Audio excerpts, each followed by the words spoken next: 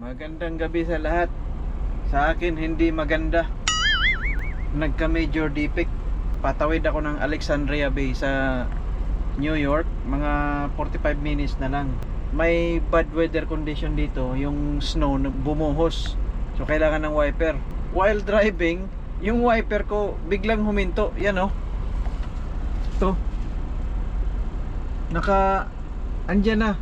Ito oh, set 1, 2, 3, 4. Wala. Ayaw gumana. Hindi gumana. Major defect. Buti na lang may on-road or truck stop dito sa Mallory Town. Mga 9 kilometers na lang since nung nag-stop yung wiper. Buti na lang na hindi ako nakatawid. Wala akong magawa. Kailangan kong mag-shutdown ngayon. In-enter ko na muna sa ilag ko sa post trip yung major defect. Yan o. Windshield wiper washer. 23.3M wiper or washer fails to adequately clear driver's field of vision in swept by driver's side. Ito in-enter ko 23.3M. Sabihin ko wiper not working. Tractor. Vehicle safe to operate? Dapat no. I agree. Submit. Yan, naka-record na yan na hindi safe kasi kung kailangan ng wiper hindi ma-clear yung vision ko. Nagtawag ako sa breakdown namin. Ang sabi nila walang nearby na Freightliner dito. Tapos gabi na, ang advice nila is mag-shutdown na lang ako. Tapos bukas i-figure out nila paano. Good morning sa inyo. Sa akin good morning pa rin. Nakatulog tayong maayos. Ito nga, dahil na for shutdown ako, pakita ko sa inyo ang kabutangan ako dire. Bundok. Dito lang ako sa gilid kagabi kasi nga puno na ang mga parking spots. Ito yung wiper ko, yan oh. Kagabi po. Winter driving. Malakas ang snow tapos bigla siyang huminto dyan. Na-stuck na. Ang problema ko lang kagabi pag mag-overtake yung truck, yung mga pisik nila sa dalan ba dito sa windshield, hindi ko pwede malinis. Kaya napakadelikado po. Yan oh, marami kaming nagpark na dito lang sa gilid kasi doon ang mga spot. Puno yan kagabi. Ngayon lilipat ako dyan. Yan oh.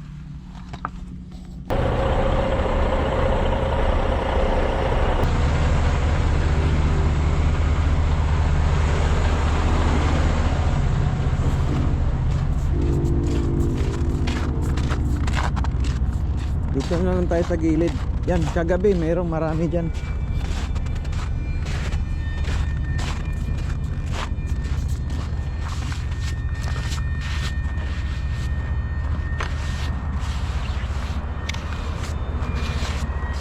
Grabe, ice oh.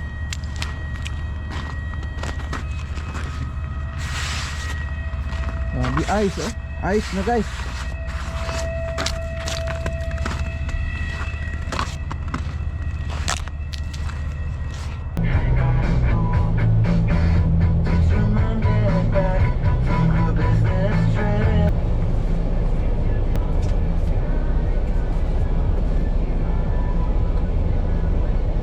Time check, alas 10 ng umaga. Ako ay naghihintay pa rin sa technician. Tumawag, sabi niya mga 30 minutes daw. Nandito na. Punuan kagabi tapos kanina pagising ko. Ngayon, iilan na lang kami naiwan dito. Ito kakapark lang. Tingnan nyo yung puno kagabi. Yan, wala na. Meron doon. Kung magawa nila, tatakbo ako ng subukan kong gamitin yung 11 hours na driving allowed ko sa US. Nasa unahan lang. Tatawid ako dyan sa Alexandria Bay, New York na border. Mga 30 minutes na lang from dito. Ito na yung mobile service. Yan oh. Mobile Mechanical Solutions. Mobile Mechanical Solutions. Yeah, you can see that. That's no good, eh? Yeah. I tried to open the manual, there's no fuse. Before it stopped, I hear like a grinding sound. Okay, try it again. motor. So, do you have that motor? Tama yung hinala namin ni Idol Benjo. Kasi kagabi, nagkuhan kami. Nagparang mechanic na kami. Nag-online, sa manual. And I get your mileage while I'm here. Perfect. I'll So- be right back with you. Okay. Kinuha lang yung VIN number, tsaka yung mileage. Tapos ipadala doon sa dealer para malaman yung parts. Oh, yun lang ka-simple. Natanong ko sana kung ilang oras na naman ako maghintay. Couple more phone calls. I found one. Okay, so It's in Quebec. okay. I'm going to get it. How many hours will you like? 2 hours there, 2 hours back. 4 hours. 4 hours and then about an hour to change it. Okay, I'll tell them about the update. Yep, no problem. Where in Quebec? Right at the border. Okay. Yeah, between Cornwall and right there. Okay, drive safe, drive safe. Thank you. Pakita ko sa inyo ang motor, wiper motor na kailangan palitan. Yan. Ito. Yan ang wiper motor. Parang assembly yan eh. Kailangan palitan. Ayos lang. Safe naman tayo dito. Tapos mga supply natin marami pa. Pagkain. Ang wala lang dito paligo. Wala na tayong ligo, mga pang second day ngayon, pero ayos lang. Nasubukan nga natin na 4 na araw straight walang ligo. Ito pa kaya 2 days lang. Nag-assure naman ng technician sa akin kanina na within the day maayos ako. Glungag sa ako. Plito man ta dire. Hop. Hop. Anak ro na siya. Scout ba? Ito yung rice ko.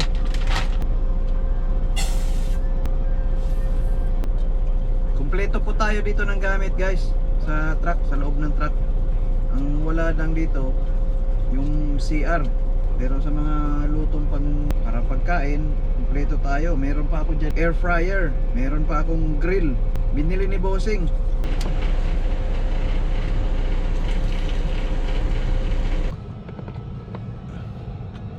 Anak ro na siya. Nag-edit-edit sa ako.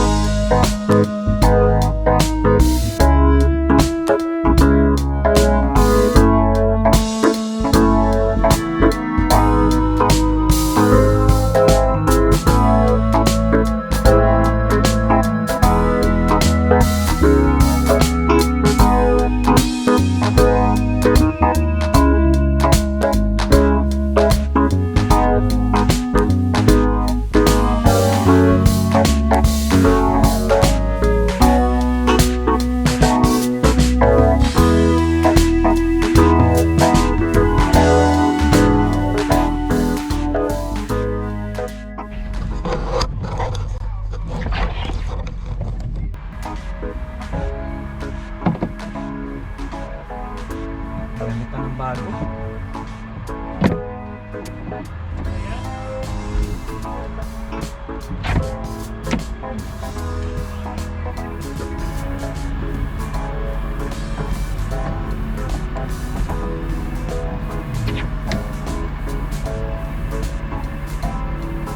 That's it? Yeah, that's my close. Yeah, get a signature. Okay.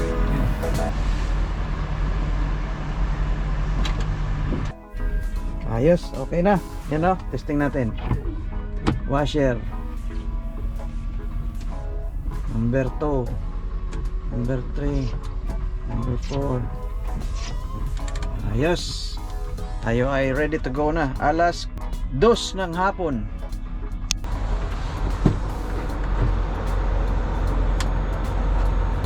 I already started one.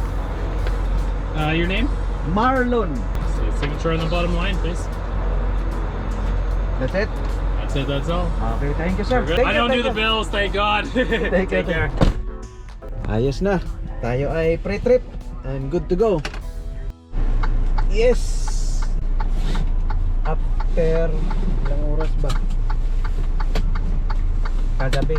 Ngayon alas 2.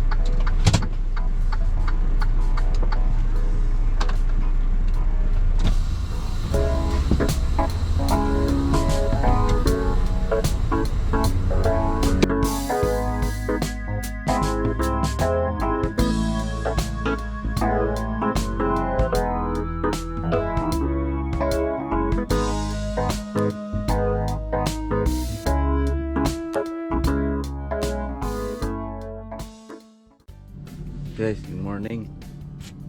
Time check 10 o'clock ng umaga, alas 10.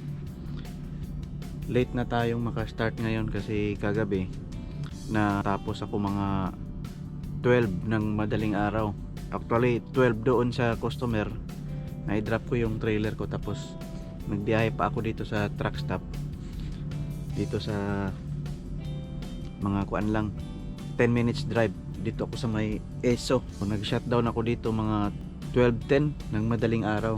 Tapos kailangan ko mag 10 hours reset kasi ako ay pupunta ng Amerika sa North Carolina. First time ko dito. Shoutout nga pala kay Frank Sikenza. Siya ang nagturo sa akin dito na dito ako matutulog. Nagkasalubong kami kagabi doon sa may Cobourg, Ontario. On the way ko papunta doon sa customer dito sa Cornwall, Ontario. Siya ay pauwi ng Toronto. So, shout out sa iyo. Maraming salamat, Frank. Ako ay nagabayan mo kasi ako ay first timer dito sa area nyo. Medyo snowy. Yun yung highway 401 dyan. Medyo snowy siya. Pero natingnan ko sa weather app, ang snow ice mga kuan lang. Hindi yan kapal. Parang kung sa ulan pa taligsik lang. Okay lang, medyo may experience na tayo sa yung kapalan na snow, yung adverse weather. So ito, wala lang to, minor lang. Ako ay mag-proceed pa rin. Pero dahan-dahan lang, ingat-ingat kasi empty ako. Pag empty kasi ang trailer natin, medyo ang traction sa highway no, medyo hindi ganyan kaganda. Mas prepare ko kasi na mabigat, yung close to 80,000 pounds para yung traction maganda.